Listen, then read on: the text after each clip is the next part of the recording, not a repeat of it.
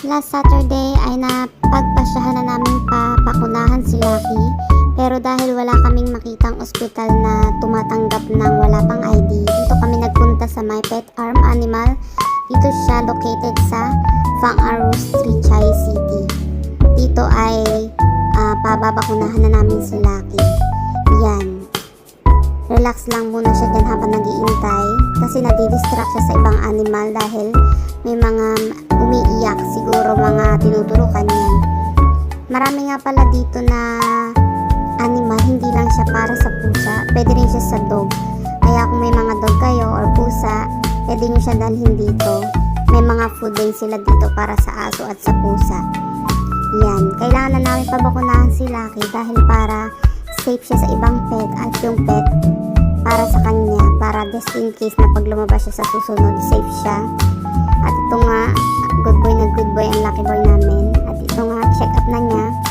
Chinek muna yung timbang niya, yung temperature niya, at okay naman daw ang timbang ni Lucky, sabi ng doktor. Talagang may rashes lang daw siya sa katawan niya dahil nga, yun yung nasa liig niya. Siguro nung bata pa siya, nung baby pa. Pero overall is okay naman daw lahat kay Lucky. Talagang yung ano lang niya, yung balahibo niya, kailangan pa na gamutin kasi parang may mga rashes yung balat niya. Ang good boy ni Lucky dyan, hindi siya nagwawala as in. Yan, nilinisan muna ng doktor pati yung mukha niya. Hindi pa kasi namin naliliguan si Lucky dahil ilang araw pa lang namin siya simula nung naampon. April 20 namin siya kinuha. At ilang araw pa lang kasi hindi pa namin siya pwedeng liguan dahil sabi nung previous na nag-aalaga sa kanya, hindi daw pwedeng laging liguan ang pusa.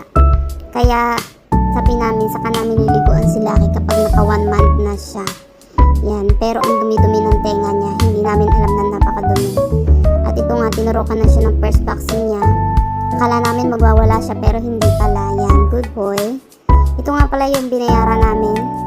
1,250 yan. Kasama na yung vaccine, linis sa kanya. Tapos may follow-up check-up siya. At ito nga pala yung binigay na book sa amin. May name niya. Hindi pa namin nilalagay yung birthday niya. Saka yung color niya, yung weight. Yun yung nilalaman ng book. Yan. Ang dami pang nakalagay dyan. Hindi ko lang naiintindihan kasi Chinese. Ito nga pala yung timbang niya, temperature niya, tsaka kung kailan namin siya dinala sa ospital. At ito yung una niyang vaccine. Yan. Yun yung una niyang turok. Sa susunod may turok ulit si Lucky. Yan lang naman guys. May follow-up check-up ulit si Lucky. Ibabalik namin siya para sa skin, skin rashes niya.